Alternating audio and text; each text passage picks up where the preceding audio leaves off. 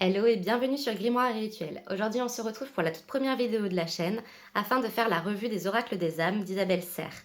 N'hésitez pas à me laisser un commentaire pour me dire si vous possédez déjà la collection ou si justement vous regardez cette vidéo pour vous faire un avis avant de les acquérir.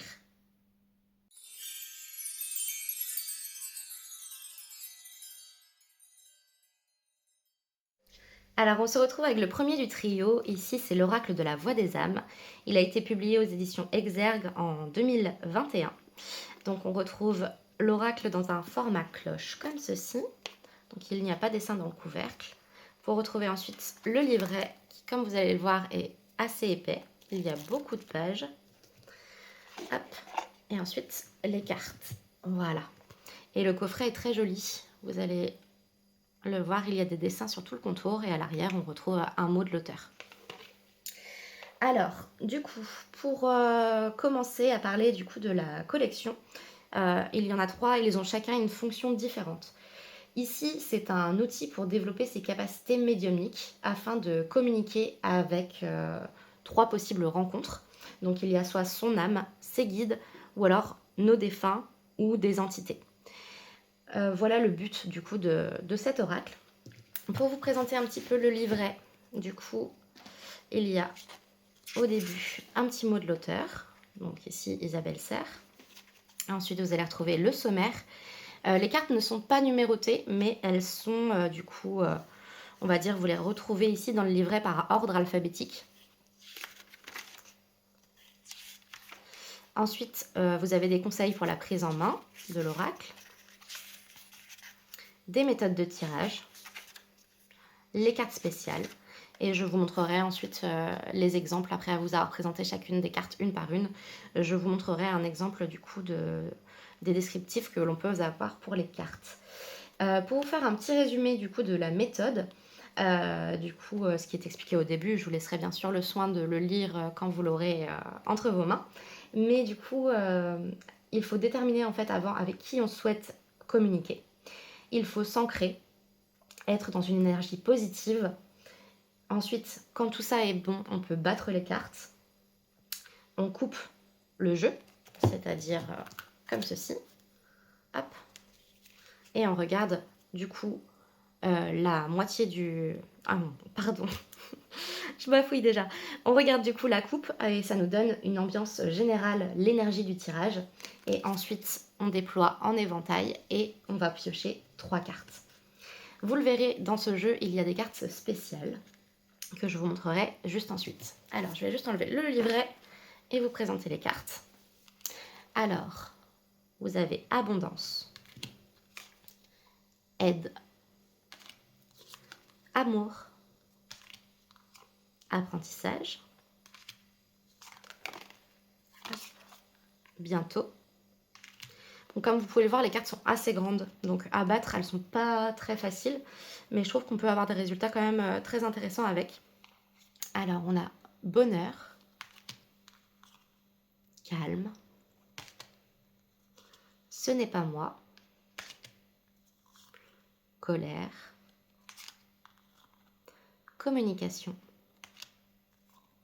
dualité, éducation,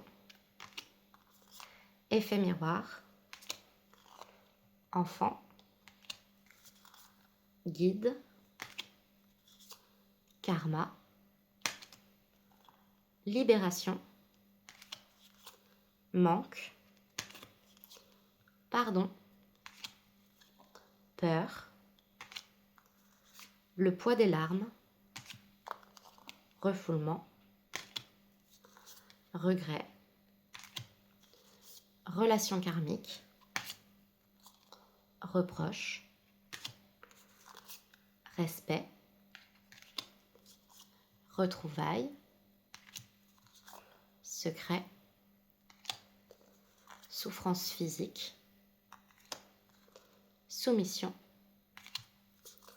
source, toi. Et ensuite, on passe aux cartes spéciales. Donc, vous verrez dans le livret, ça se présente différemment. Message d'alerte, message d'amour, message d'apaisement, message de conseil, message karmique, message de libération, message libre, message de pardon, message spirituel et la dernière, message à transmettre. Donc vous pouvez soit choisir d'isoler les cartes spéciales ou alors de les intégrer dans votre jeu. Alors je vais prendre une page du livret au hasard. Hop. Dualité. Donc vous allez du coup retrouver, comme on l'a dit au début, vous déterminez avec qui vous souhaitez parler. Donc ici vous avez le message de votre âme, le message de vos guides et l'entité. Voilà. Et du coup, pour les cartes spéciales, vous les retrouvez à la fin. Hop, juste ici.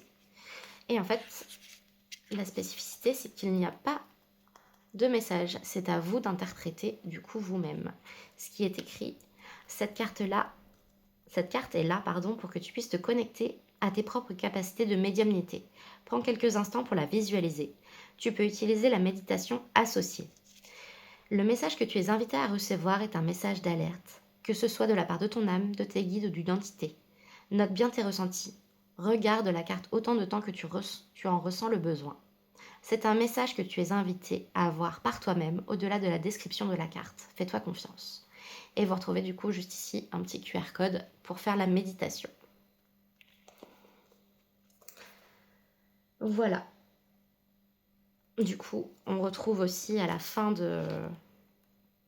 Du coup, à propos de l'auteur et ici, à propos de l'autrice. Donc, Daphna Seban est une illustratrice américaine qui vit à Austin, au Texas. Elle tire son inspiration de la culture californienne, de l'occulte et du mysticisme. Voilà pour ce premier. Alors, on se retrouve avec le second, du coup, c'est l'oracle du cri des âmes, qui est... Oui, ma belle. Oui, ma belle, tu veux participer? Oh, chouchou. Oui. Bien. Moi, t'es belle. Oui. Moi, t'as envie de parler?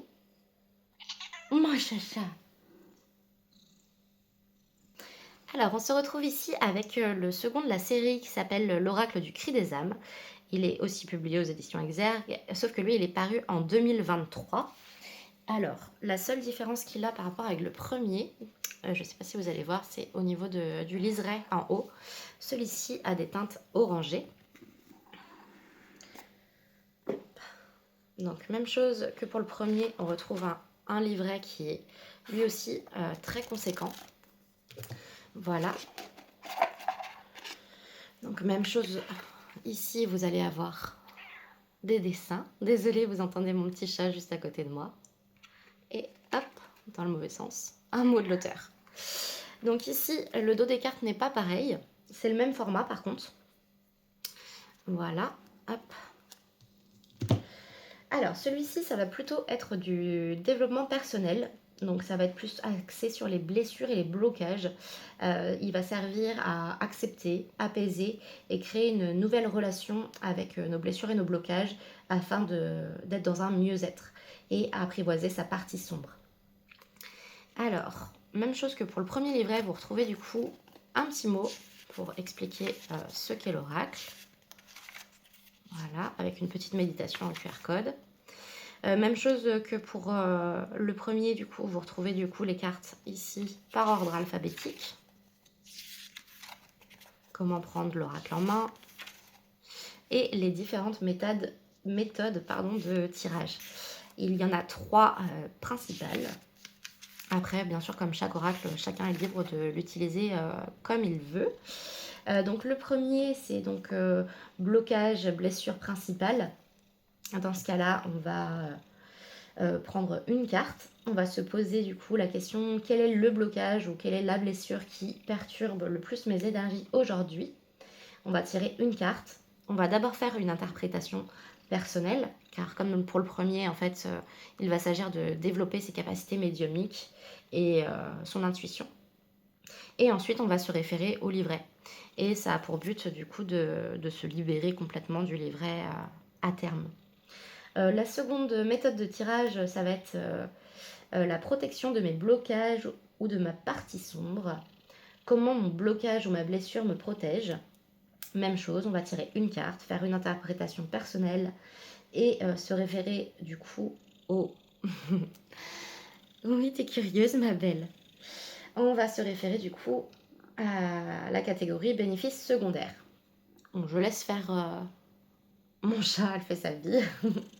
Voilà ma petite Spocky. Tu viens, ma belle? Ouais. Et donc le dernier, c'est mes blocages comme alerte. Comment puis-je créer une nouvelle relation avec mes blocages, ma blessure? Et donc là, on tire une carte, interprétation personnelle, et on va lire l'alerte et j'avance. Ensuite, on va écrire des actions à réaliser et on va finir par lire le mantra de la carte et finir par une méditation. Donc comme je vous disais, il y a des catégories en fait sur les cartes. Vous allez avoir du coup... Attendez, je vais reprendre la page pour vous expliquer. Hop. Juste ici. Dans son petit mot, elle nous dit que chaque carte contient 5 messages. Du coup, je vous ai noté les catégories. Donc, vous allez avoir l'apprentissage, le bénéfice secondaire, l'alerte, j'avance à mon rythme et le mantra. Alors, je vais vous présenter maintenant les cartes. Vous allez avoir abandon, pousse-toi, l'autosabotage, la boîte intérieure, les carapaces, les certitudes, le combat avec l'extérieur, les croyances limitantes, le dark passenger, la dépendance, les doutes figeants, la dualité, l'éducation, l'ego déséquilibré, l'enfant intérieur blessé, l'éponge énergétique, l'excuse spirituelle, les failles narcissiques, la fuite de soi, la fuite du bonheur, l'humiliation, l'impatience, l'injustice, le karma personnel, le karma transgénérationnel,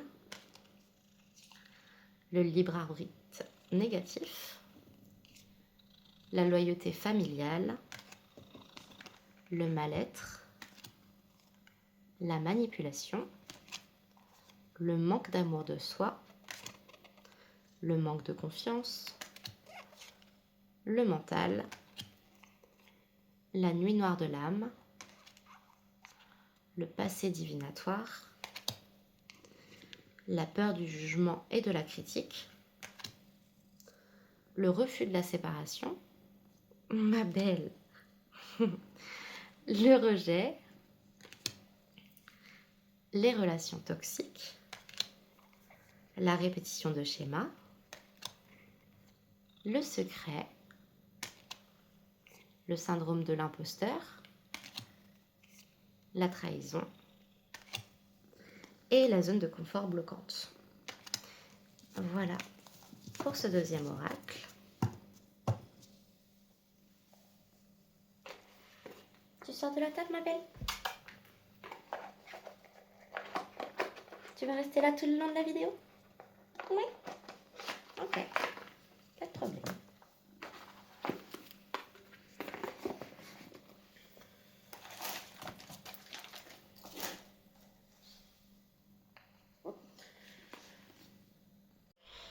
Voilà, alors j'espère vraiment que le cadre n'aura pas trop bougé parce que ma petite Spocky vient de sauter de la table, du coup ça a fait un peu bouger tout mon setup. Bref, pour terminer, voici, l'oracle du silence des âmes. Donc c'est le dernier paru, il est paru du coup toujours aux éditions Exergue en 2024. Donc voilà, toujours en format cloche, avec un liseré orange, mais cette fois-ci un petit peu plus clair que le précédent. Voilà. Comme toujours, on retrouve le livret qui est assez conséquent, les cartes et les petites illustrations. Et le petit mot comme toujours.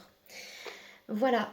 Alors du coup, celui-ci, donc pour vous le présenter, vous allez avoir, comme pour les précédentes éditions, un petit mot de l'auteur, juste ici, qui explique le fonctionnement. Ensuite, le sommaire, comme d'habitude, avec du coup le nom des cartes par ordre alphabétique. Et ici, vous avez la prise en main de l'oracle. Et pour finir, la méthode de tirage. Alors, avant de vous commencer à vous présenter les cartes, la fonction de cet oracle-ci, donc comme pour les autres, c'est pour développer sa capacité médiumnique. Mais avant tout, il sert à communiquer du coup avec nos ancêtres et à travailler sur le transgénérationnel. Donc, il utilise, enfin, elle, Isabelle Serre, du coup, utilise du coup le principe du karma et de la réincarnation, ici dans cet oracle. Et elle nous explique du coup qu'il y a deux types de karma. Le karma personnel, qui est lié à nos vies antérieures, et le karma familial, qui lui, du coup, est un héritage transgénérationnel. Le karma peut être du coup négatif, et c'est pour cela que on a des blocages, des peurs, des schémas de fonctionnement, des pensées, etc. Et il peut être également positif, et dans ce cas-là, ça va être plutôt les inspirations, les motivations, les énergies positives. Mais elle tient à préciser qu'il est important de ne pas oublier que nous avons toujours notre libre arbitre, et c'est nous qui avons le dernier mot. C'est ce que l'on décide et c'est ce que l'on souhaite nourrir au quotidien. Du coup, avant de vous présenter les cartes, il y a 5 règles d'or, du coup, que Isabelle nous présente ici dans son oracle. Alors déjà, la première, c'est de ne pas juger ou diaboliser nos ancêtres, car ils n'ont pas vécu à la même époque que nous, ils n'ont pas vécu dans les mêmes conditions que nous, même si c'est pour parler des générations pas si loin derrière nous, mais nos grands-parents, par exemple, ont pu connaître la guerre, ils ont pu aussi voilà, connaître des problèmes au niveau du travail. Enfin, c'était totalement une époque différente de la nôtre, même si ça n'est pas si éloigné que ça.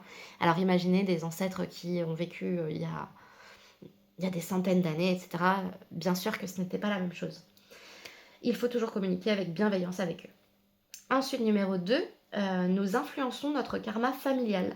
Nous sommes du coup des personnes qui sont actives. Ça permet soit de créer une nouvelle dynamique, soit au contraire d'amplifier les blocages. Mais justement, c'est un outil pour travailler là-dessus. Ensuite, règle numéro 3, nous ne sommes pas le sauveur de la famille, on travaille pour nous. On ne travaille jamais pour une personne sans son accord et sans lui en avoir parlé avant. Ensuite, celui-ci du coup nécessite un ancrage très fort pour justement pouvoir se connecter à notre lignée et ou à nos vies antérieures. Et c'est important d'écrire nos ressentis, car ici, l'oracle n'est qu'un support, un outil en fait pour travailler ça. Ensuite, donc comme c'est précisé dans le petit livret, il y a 6 messages par carte. Donc, comme le précédent, il faut bien déterminer, savoir ce que l'on souhaite. En fait, il faut définir la méthode voilà, de tirage, c'est de définir son besoin avant de commencer. Et ensuite, comme les éditions précédentes, faire son interprétation personnelle et ensuite se référer au livret. Donc là, je vais vous présenter les cartes. Malheureusement, il m'en manque une, mais justement, je prendrai l'exemple pour vous le montrer. Donc, c'est le cas quand ça peut être le cas, attention quand on les achète d'occasion. Donc ça a été mon cas ici, je les ai achetés en lot et j'ai pas vérifié les cartes. Et ici, hier soir, avant de préparer cette vidéo, du coup, je me suis rendu compte qu'il manquait cette carte-là. Alors, les 6 messages qu'il y a par carte, il y a d'abord numéro 1, l'ancêtre femme, numéro 2, l'ancêtre homme, numéro 3, le conseil transgénérationnel, numéro 4, les prénoms importants de la lignée, numéro 5, les dates importantes de la lignée, et numéro 6, le message divinatoire de la lignée. Voilà. Hop. Alors, et la carte qui me manque, c'est besoin d'aider les autres. Alors, ensuite, les cartes, elles se présentent comme ceci. C'est au niveau des images, celui que je préfère le moins. Parce que vous voyez, il y a un encadré comme ça, un peu vert marron et ici un peu orangé. Enfin bref. La première, amour éternel, autorité abusive, besoin d'aider les autres. Ah bah non, je l'ai, besoin d'aider les autres. Eh ben écoutez, j'étais persuadée qu'il me manquait une carte et au final je les ai. Donc c'est parfait. C'est une bonne nouvelle, on oublie. Besoin d'indépendance, besoin d'innovation, besoin de changer les injonctions sociétales, besoin de découverte, besoin de rêver, création manuelle, deuil non effectué, l'écoute du corps physique, l'impact de la société, la guerre, le chaos, la loyauté familiale, la place inexistante, la rupture comme un échec, la sécurité matérielle, la tromperie, la violence, le contact avec la nature, le contact avec les animaux, le foyer comme cocon, le jugement des autres pour se fuir, le manque de contact, le mensonge, pardon, le sacrifice pour et par le cœur, le sens de la famille, le syndrome d'anniversaire, les apparences, les convictions spirituelles, les émotions négatives comme conseillères, les larmes refoulées, les non-dits, les obligations, les règles, les retrouvailles d'amour, les secrets, organisation oppressante, passion secrète, peur de dépenser de l'argent, réussite professionnelle, séparation brutale et talent inachevé pour finir.